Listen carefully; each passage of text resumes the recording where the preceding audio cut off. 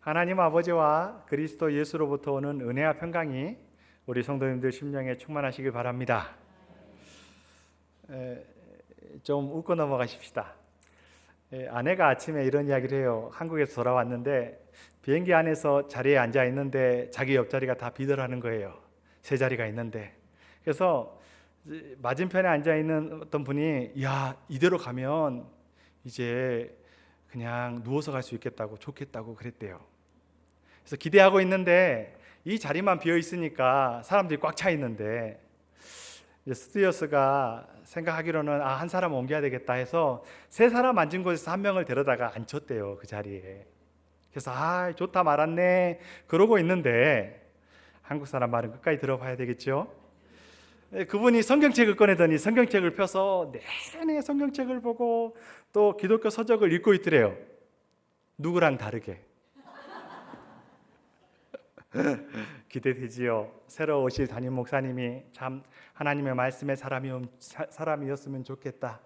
또 우리 교회가 문제보다 크신 하나님을 만나는 예배의 시간, 또 많은 문제가 끊임없이 파도처럼 밀려올지라도 기꺼이 그것을 이기고 파도를 잔잔케 하시는 하나님의 역사를 경험했으면 좋겠다 하는 마음이 우리의 마음이고 또 우리 자녀들을 향한, 다음 세대를 향한 우리 공동체의 바람 아니겠습니까?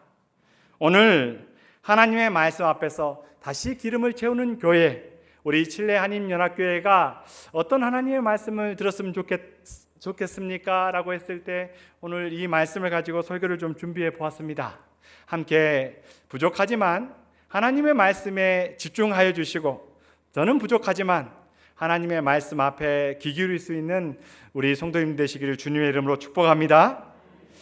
여러분, 살다 보면 겉으로는 멀쩡해 보이지만 속으로는 죽을 힘을 다해서 버티고 있을 때가 많아요.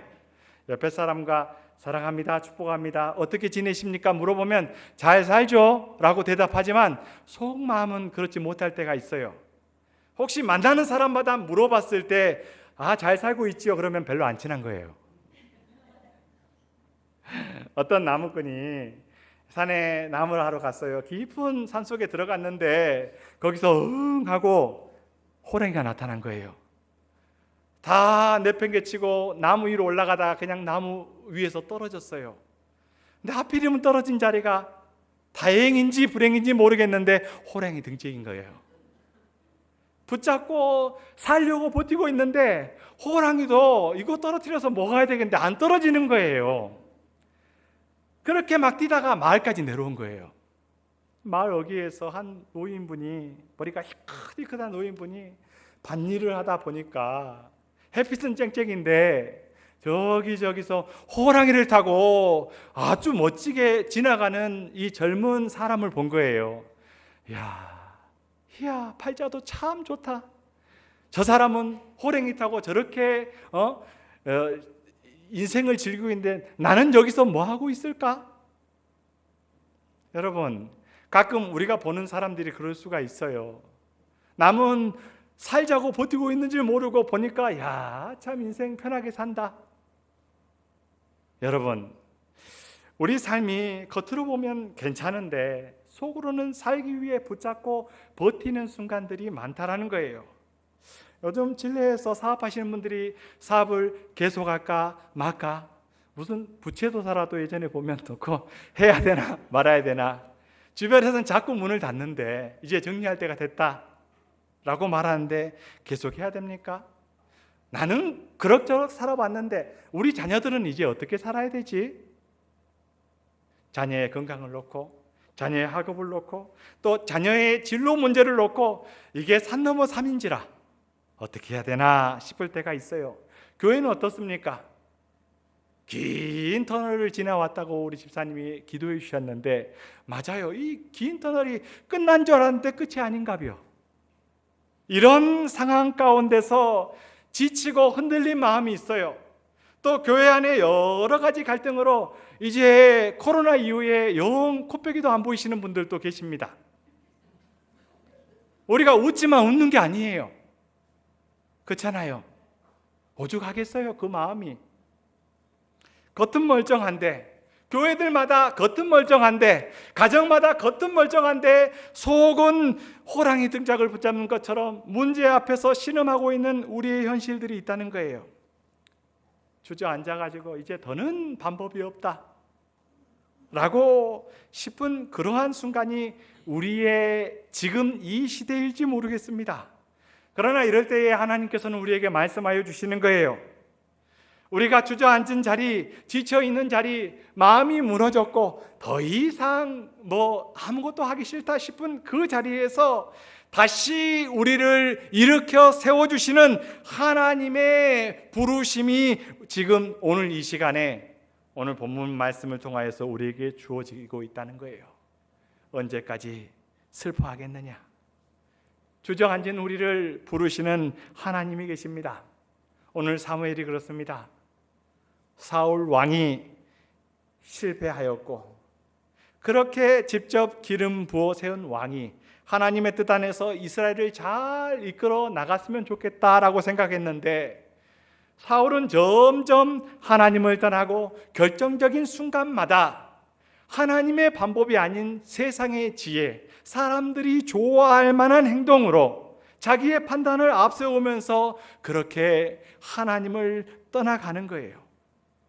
붙잡아다 보고 또 밤새도록 기도도 해보고 너 그렇게 왕의 자리에 서면 안 된다.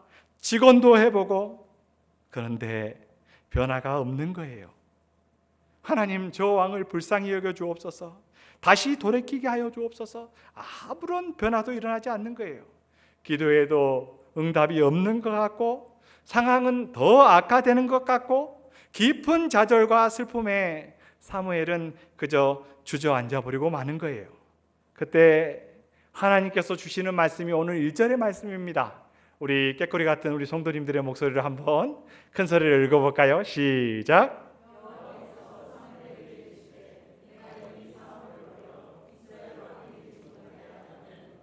내가 그를 위하여 언제까지 슬퍼하겠느냐 말씀하시는 거예요. 언제까지 슬퍼하겠느냐? 이미 주저앉아 있는 사람을 일으키시는 하나님의 따뜻한 위로의 말씀이요 부르심인 거예요. 네 고통, 너희의 슬픔을 안다. 얼마나 애썼는지 안다. 그러나 언제까지 그 자리에 주저앉아 있을 것이냐? 이제 일어나라. 이 말씀이 오늘 우리에게 주시는 말씀이기도 합니다. 신앙의 문제로, 사업의 문제로, 자녀의 문제로, 또 교회 가운데 또 스스로의 신앙의 문제 앞에서 답답해 주저앉아 있는 우리에게 주시는 말씀이 언제까지 그 자리에 머물러 있을 것이냐? 내가 너를 일으켜 세워주리라 말씀하시는 거예요. 믿음으로 아멘 하십시다. 우리의 마음을 아시는 그 하나님께서 우리가 주저앉아 있는 자리 가운데 친히 찾아오셔서 다시 일어서도록 다시 붙잡아 주시는 거예요. 하나님은 사무엘에게 그저 일어나라 라고 말씀하지 않습니다. 왜 일어나야 하는지, 어디로 가야 하는지, 무엇을 붙잡아야 하는지를 말씀해 주십니다. 왜요? 하나님은 문제만 보시는 것이 아니라 문제 넘어 다음을 보고 계시기 때문입니다. 이스라엘 백성은 내가 지금 목마름을 보지만 이미 하나님은 저기 엘림을 준비하시고 마실 물과 쉴 만한 곳을 준비하시는 하나님이신 거예요. 근데 우리는 보기 어려워요. 문제가 너무나도 커 보이기 때문에 그렇습니다. 지금 내가 당면한 문제를 누가 알아주겠어? 그러나 하나님이 사무엘을 일으키고 또 우리를 일으키시는 것은 그저 일으켜 세우겠다가 아니라 그 다음 발걸음이 무엇인지를 알고 계시기 때문입니다. 성도 여러분, 그러므로 하나님께서는 말씀하시는 거예요. 사무엘아, 일어나라. 이제는 기름을 다시 채우라. 내가 너를 위해서, 이 나라를 위해서 새로운 일을 준비해 두었다 말씀하시는 거예요. 우리 1절 후반절 말씀을 함께 읽어보십시다. 1절 후반절 말씀입니다. 시작.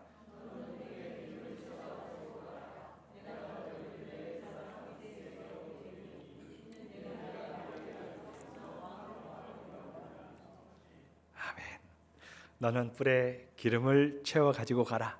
내가 이미 한 왕을 보았느니라. 사무엘은 다 끝난 것 같고 이제 더는 답이 없을 것 같고, 사울 왕이 하나님께 버림받았지만 여전히 기세등등한 그런 상황 가운데서 너 지금 주저앉은 것 같지만 나는 멈추지 않았다. 나는 새로운 일을 준비해 두었다 말씀하시는 거예요. 사무엘은 앞을 볼 수 없지만 하나님은 이미 보고 계시는 거예요. 사무엘은 지금 현재의 문제에 갇혀 있지만 하나님은 이미 미래를 열어놓고 새로운 일을 보고 계시는 것입니다. 이것이 사람과 하나님의 시선의 차이입니다. 성도 여러분, 우리가 지금이 막막하고 미래가 없는 것처럼 여겨지는 순간들이 있지요. 한번 새겨보십시오. 나의 문제, 가정의 문제, 또 경제적인 문제, 여러 가지 상황들 한번 보십시오. 그러나 하나님의 눈은 거기에 머물러 있지 않는 거예요.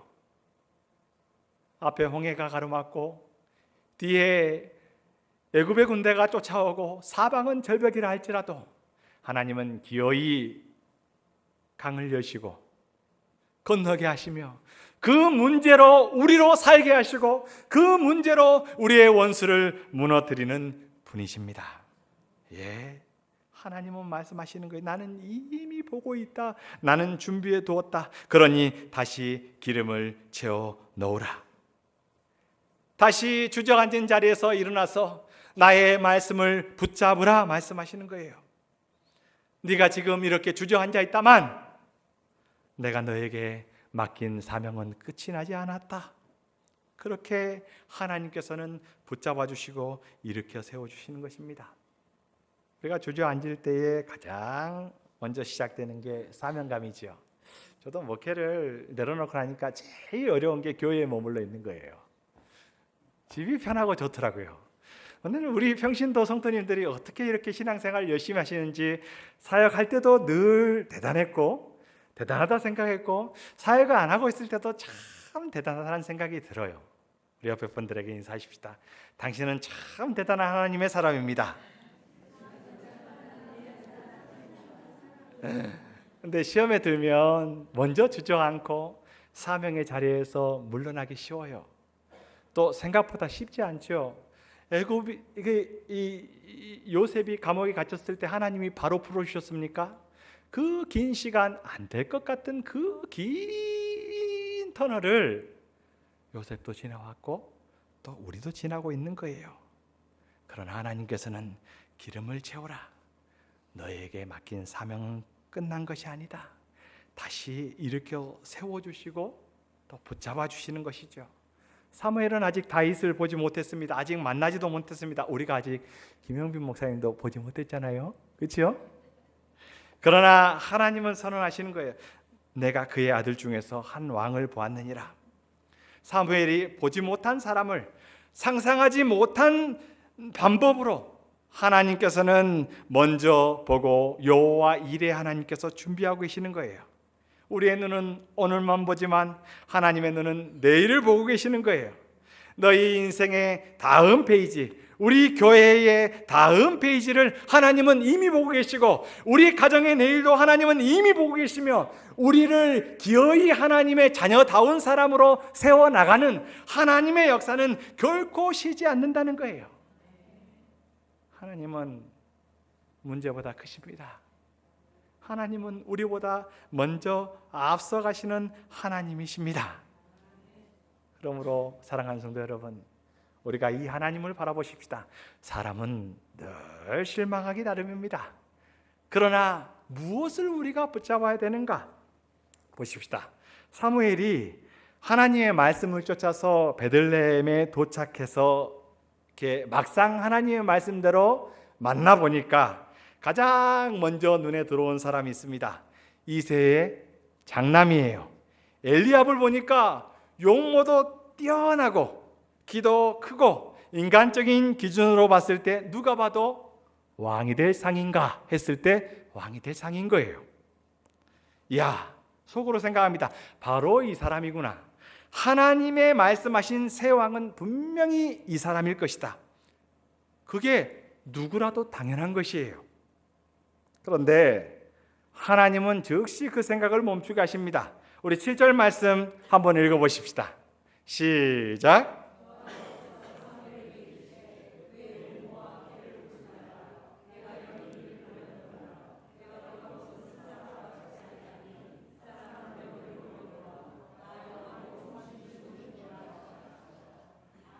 아멘. 영모와 키를 보지 말라는 거예요. 외모를 보지 마라. 겉모습을 보지 마라. 세상의 방식으로 세상이 보는 외적인 것이 아니라 중심을 보라는 거예요. 오늘 이 말씀이 얼마나 우리 성도님들의 마음에 잘 와닿는지 모르겠어요. 우리는 사람을 볼 때도 세상을 살면서도 언제나 보이는 것을 먼저 봅니다. 어떤 학력을 가지고 있는가? 일단 생긴 건 잘 생겼는가? 키는 좀 크고 남자답게 생겼고 자매답게 예쁘장스러운가? 봅니다. 면접을 해도 이렇게 외모가 출중한 사람을 뽑고 싶지요. 근데 세상은 이렇게 조건들을 가지고 외적인 것을 가지고 사람을 평가하고 뽑고 기대합니다. 그러나 하나님은 전혀 다른 방법으로 사람을 보십니다. 겉을 보시는 것이 아니라 그 마음 속에 순종할 마음이 있는가, 겸손히 하나님이 일하도록 자기의 인생을 내어드릴 그런 사람인가를 보시는 거예요. 하나님이 거하실 여백이 마음속에 있는가? 온전히 자의식으로 가득 차서 나는 이런 사람이고 나는 이렇게 할 수 있고 나는 이런 대단한 사람이요 하는 그런 사람이 아니라 나는 부족하여도, 나는 부족하고 나는 약해도 주님 함께 하시니 하는 그런 하나님이 거하실 초소를 마음속에 두는 사람을 보신다는 거예요. 성경 전체에서 동일하게 보면 그렇습니다. 여러분, 자녀가 공부 좀 못해도 돼요.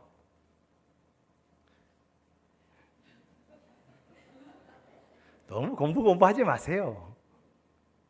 괜찮아요. 여러분, 자녀도 무엇이 중요하냐? 그 중심에 하나님을 모시고 사는가가 중요한 거예요. 여러분, 골리앗 앞에서 다윗이 창을 씁니까? 방패를 씁니까? 무엇을 씁니까? 만군의 여호와의 이름이에요. 성령이 충만하니까 사람들은 다 안 된다, 너 저기 빠져 있어라. 막상 그래도 해보겠다고 하니까 뭐합니까? 갑옷부터 입히려고 합니다. 이 세상의 기준이에요. 그러나 만군의 여호와의 이름으로 살아가니까, 하나님을 신뢰하니까 져야 되는 당연한 세상의 법칙 속에서 이기는 거예요. 여러분, 기도는 어떻습니까? 32,000명 밖에 안 되는데 그게 많습니까? 적군에 비하면 이거 게임이 안 되는 거예요. 15대 1입니까? 말도 안 되는 숫자인데 그거를 300명으로 탁 줄입니다. 왜요? 하나님의 기준은, 하나님의 일하시는 방법은 얼마나 많은 것을 가졌느냐가 아니라 얼마나 하나님을 신뢰하느냐의 싸움인 거예요. 그게 잘 안 되더라고요. 여러분, 잘 되십니까? 세상은 크게 보이는데 하나님은 왜 이렇게 하찮고 작게 보입니까? 그게 우리의 불신앙의 마음 아닙니까? 여러분, 과거의 두랩돈도 그렇습니다. 사람들은 저게 뭐냐, 저게 뭐라고, 그러나 주님이 보시기에는 자기 생활부 전부를 넣었다. 겉으로는 작아 보일지라도 하나님을 향한 자리가 가장 크게 열려 있는 사람, 그 사람을 하나님께서는 찾고 계시고 또 들어 쓰신다는 거예요. 세상은 겉을 보고, 오늘날 교회도 많이 세속화되었어요. 세상에 지혜가 필요하다라고 말해요. 그러나 하나님은 중심을 보시는데 그 중심이 너희 마음속에 내가 거할 자리가 남아있느냐, 내 마음의 한 자리, 가장 귀한 자리를 주님께 올려드릴 수 있는가? 능력이 좀 부족해도 괜찮아요. 경험이 없어도 괜찮아요. 사람들 보기에 작고 초라해도 괜찮습니다. 그 별 인생이 아니어도 괜찮습니다. 하나님이 거하실 가장 귀한 자리를 남겨둔 사람, 그 사람을 하나님께서 찾아 쓰시는 거예요. 저와 여러분의 마음속에 그 자리가 있습니까? 바람 불어도 괜찮아요. 파도 일어도 괜찮아요. 바람을 만드신 하나님, 파도를 만드신 하나님, 주님 내 마음에 계시니까 난 괜찮아요. 그 마음이 우리 교회의 모든 생각을 압도하고 있느냐는 것입니다. 사랑하는 성도 여러분, 한번 자기의 마음을 돌아보시기 바랍니다. 사무엘 앞에 아들들이 지나가지만 이 아들입니까? 아니고, 저 아들입니까? 아니고, 모두 아니올시다입니다. 그래서 사무엘은 아니 아들들이 다 있는데 다 아니라고 하시면 어떻게 합니까 싶은데 보니까 막내가 하나 있긴 하는데 하는 거예요. 지금 들에서 양을 지키고 있습니다. 아버지가 보기에는 10손가락 깨물어서 안 아픈 손가락 없지요. 근데 분명히 마음 가는 건 달라요. 제가 보니까 우리 장인어른은 이 현지한테 늘 마음이 갑니다. 하는 짓이 봤을 때 이쁜 것도 있지만 좀 못된 부분도 있는데 늘 이뻐해요. 마음이 다른 거예요. 그렇지 않아요? 누구나 다 그렇지 않습니까? 여러분 그런 거예요. 근데 막내 아들이라서 다 데려오라 했는데 안 들어요. 왜요? 내가 보기로는 굳이 제사의 자리에 와서 이렇게 보여줄 필요가 없는, 너 그냥 양이나 지키고 있어 싶은 그 아들인 거예요. 넌 아직 어리니까. 그런 거예요. 사람의 눈으로 봤을 때는 다윗은 후보감도 아닌 거예요. 별로 기대도 없고 주목하여 볼 것도 없고 양치고 있어 라는 거예요. 근데 하나님은 그런 다윗을 선택합니다. 우리는 늘 거꾸로 성경을 봅니다. 다윗이 대단하니까, 다윗의 믿음이 크니까. 그런데 그렇지 않아요. 하나님이 선택하니까 하나님의 사람이 되는 거예요.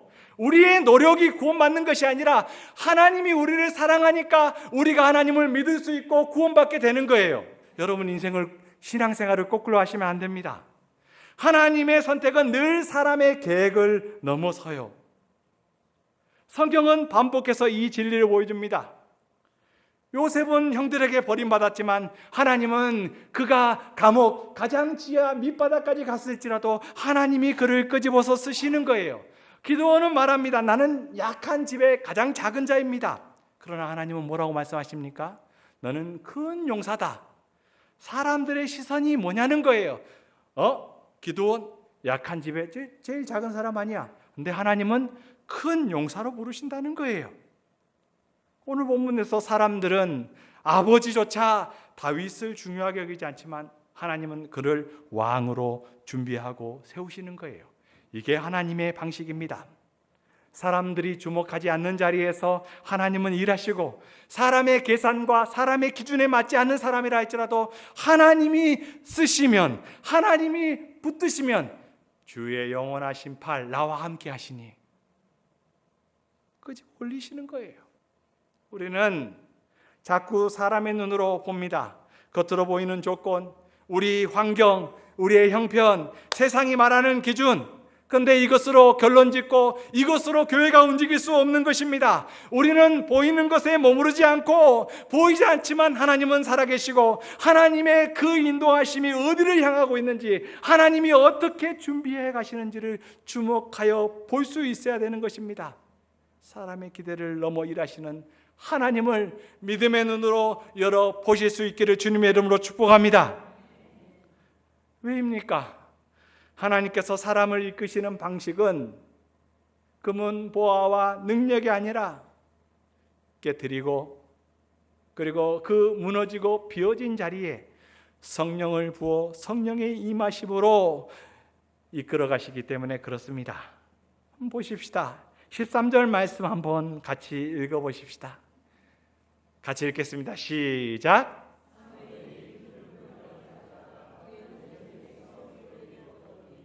이날 이후로 다윗이 여호와의 영에게 크게 감동하느니라. 아멘. 우리 다시 한번 우리의 자녀와 우리의 가족들을 생각하면서 다시 한번 여기까지 읽어오십시다. 시작.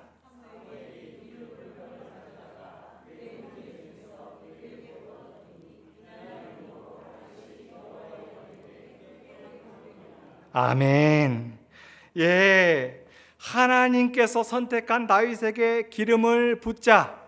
성경은 한 문장으로 모든 것을 설명하는 거예요. 이날 이후로 다윗이 여호와의 영에게 크게 감동되니라. 아멘. 이것이 다윗 스토리의 시작입니다. 다윗을 왕으로 이후에 많은 사건 사고 가운데 늘 다윗이 바른 길을 선택하고 그 인생이 사람의 재성에 따라 최악의 상황 가운데 갔을 때도, 그렇죠? 여기 가운데 우리 살인자 있습니까? 남 시켜서 이렇게 자기의 충성스러운 부하를 죽여본 사람 있습니까? 그런 사람이라 할지라도 성령이 크게 감동하니까 회개하게 하고 변화되게 하고 끝까지 옳은 길로 선택해 나갈 수 있도록 붙드시는 거예요. 그의 실력이 아니라, 그의 탁월한 어떤 능력이 아니라 여호와의 영이 크게 감동하니까. 여러분, 이게 우리 인생 가운데, 우리 가정과 자녀의 인생 가운데, 우리 교회 가운데 있어야 한다는 거예요. 위대한 왕의 역사의 시작은 그 사람이 아닙니다. 여러분, 사람을 보면 실망합니다. 잘하려고 해도 안 되는 게 사람 아닙니까? 효도하려고 해도 효도하기 어렵고, 또 효도하려고 보니까 부모님은 안 계시고, 그게 어른들의 비극 아닙니까? 여러분, 우리는 그렇게 연약하지만 그런 연약한 자라도 붙드시고 변화되는 그 출발점은 단 하나, 성령입니다. 아직 어리고 아직 아무것도 준비되지 않았지만 성령이 임하시는 순간, 여호와의 영이 감동되는 순간 그의 인생은 그 속부터 완전히 달라지는 것입니다. 지금까지 다윗이 아니라 하나님이 빚어가시는 다윗의 인생이 시작되는 것입니다. 여러분, 사울 왕이 비극이 어디서부터 시작됩니까? 사울 왕이 기름 부음을 받았을 때 성령이 임하자 그는 하나님의 사람처럼 용맹스럽게 일어섰습니다.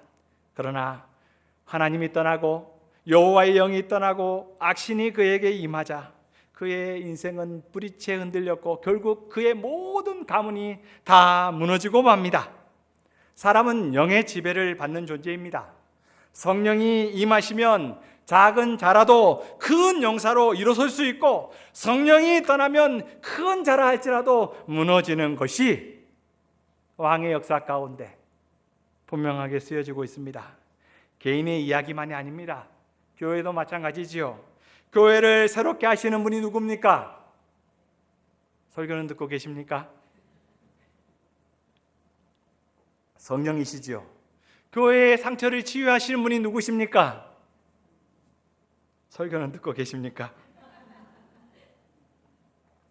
도저히 용서할 수 없는 사람을 용서하게 하시는 그 하나님의 역사가 누구를 통해서 일어납니까? 성령을 통해서 일어나는 것. 교회의 앞길을 여시는 분도 성령의 역사입니다.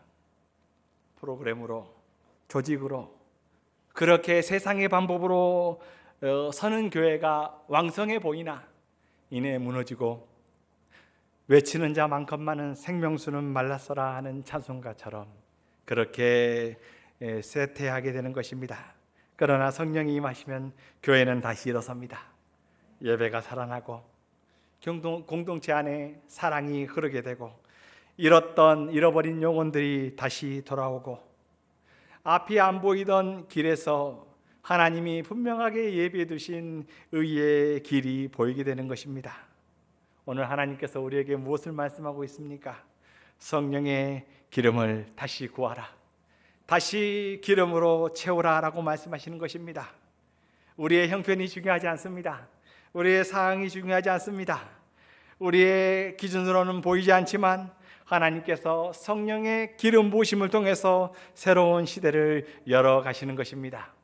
다윗의 시작이 성령의 역사였다고 한다면 우리의 새로운 시작도 성령의 역사인 것입니다. 그러므로 하나님께서 우리를 초대하고 계십니다. 다시 기름을 채우라. 뿔에 기름을 채워 가지고 가라. 다시 한번 사명을 붙잡고 다시 일어서서 하나님이 예비하신 그 새 일을 향하여서 나아가라라고 우리를 부르시고 계시는 것입니다. 여기서 채워야 할 기름은 우리의 의지나 우리의 노력이 아닙니다. 성령의 기름입니다. 성령의 충만하심이 교회를 교회되게 하고 성령의 역사하실 때 교회 또 가정, 개인, 우리 공동체가 회복되는 줄 믿습니다. 에스겔 37장에 보면 선지자 에스겔에게 마른 뼈가 가득한 골짜기로 데려가십니다. 기도 썩어버렸고 들을 수도 없는 그 마른 뼈가 가득한 곳에서 죽음의 자리, 절망의 자리에서 하나님은 말씀하시죠. 내가 생기, 루하흐 너희에게 들어가게 하리니 너희가 살아나리라. 내가 너희 속에 내 영을 두어 너희가 살게 하리라 말씀하시는 거예요. 사람의 눈에 완전히 죽을 자리라고 할지라도, 아무리 망한 자리라 할지라도, 더는 답이 없는 자리라 할지라도 하나님의 영이 임하시면 다시 살아나는 것입니다. 마른 뼈가 큰 군대로 일어난 것처럼 성령이 임하시면 불가능해 보이는 자리에서도 회복이 일어나게 되는 줄 믿습니다. 여러분, 이 은혜가 우리 자신에게, 우리 가정에게, 교회에게 필요합니다. 하나님, 우리 교회에 채워주옵소서. 기도의 기름을 채워주시옵소서. 사랑의 기름을 채워주시옵소서. 예배의 기름을 채워주옵소서. 용서의 기름을 채워주옵소서. 서로 한 마음이 되는 기름을 채워주옵소서. 성령의 기름을 채워주셔서 우리가 할 수 없는 일을 하나님께서 하시는 역사가 우리 교회를 통하여서 일어나게 하여 주옵소서. 하나님은 우리에게 말씀하십니다. 멈추지 말고, 과거에 묶이지 말고 내가 준비한 다음을 향해 걸어가라. 그러니 다시 기름을 채우라. 우리 각 가정 가운데, 우리 교회 가운데 다시 기름을 채우고 하나님의 소명자의 길을 걸어갈 수 있는 그 은혜가 있기를 주님의 이름으로 축원합니다. 말씀을 맺겠습니다. 우리도 겉은 멀쩡해 보이지만 호랑이 등에 탄 것처럼 어려운 순간들이 있고 또 그런 순간들 가운데 주저앉아 있는 분도 계실 수 있습니다. 다 해보았다. 그러나 아무런 변화가 없더라. 기도해 보았다. 그러나 여전히 문제는 그대로 있더라. 그러나 그러기에 우리는 하나님의 음성을 들어야 됩니다. 언제까지 그 자리에 머물러 있겠느냐? 일어나라. 내가 이미 준비해 놓았다. 이 하나님의 말씀이 여러분의 영혼 가운데 울려 퍼지기를 주님의 이름으로 축원합니다. 하나님이 마음껏 일할 수 있도록 여러분의 마음속에 가장 귀한 자리를 하나님 앞에 내어드리고 여러분의 인생의 길을 하나님 앞에 맡겨드리십시다. 우리 교회의 키가 누구에게 있습니까? 담임 목사에게 있습니까? 아니죠. 하나님께 있습니다. 하나님께 순종하는 하나님의 사람, 하나님의 이 성도들 한 사람 한 사람들이 함께 모여서 하나님의 말씀을 이뤄갈 때에 교회는 기름으로 가득 차고 하나님의 은혜로 가득 차게 될 것입니다. 그러니 새 시대를 여시는 분이 하나님이시오니 하나님, 우리 교회 가운데 우리의 힘, 우리의 경험, 우리의 지혜가 아니라 하나님 기름 부어주시고 하나님 성령의 충만함을 부어주셔서 우리 교회가 살고 우리 다음 세대가 하나님의 사람들로 세워져 나갈 수 있도록 붙잡아 주옵소서. 성령의 기름으로 채워 주옵소서. 우리 함께 따라해 보십시다. 주님, 우리가 아니라 주님이 하옵소서. 우리가 세우는 것이 아니라 주님이 세워 주옵소서. 우리의 기름이 아니라 성령의 기름으로 다시 채워 주옵소서. 저는 제 자신을 볼 때 소망이 없다고 생각합니다.